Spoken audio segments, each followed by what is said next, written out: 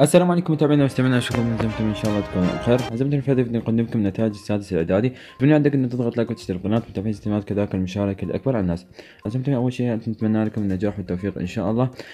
بخصوص الرابط تلقوه بالوصف ان شاء الله من الرابط الرسمي لوزارة التربية. كذلك بخصوص رابط اخر راح اخلي لكم اياه من بالوصف، وكذلك راح اخلي لكم رابط قناتي التليجرام لان راح انشر بها توضيحات عن النتائج راح تفيدكم. وكذلك اذا عندك اي سؤال بخصوص النتائج او اي شيء تقدر تراسلني على الواتساب او التليجرام، موجود هم كذلك بالوصف خليك اياه كليته.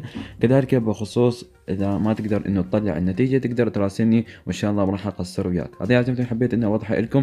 اتمنى لكم ان شاء الله النجاح والتوفيق وان شاء الله تطلعون اعلى الدرجات، وان شاء الله نفتخر بكم دوما. ويلا لازم تستنى ان تبدا نرسل لك القناه والتلفزيونات. للقاء.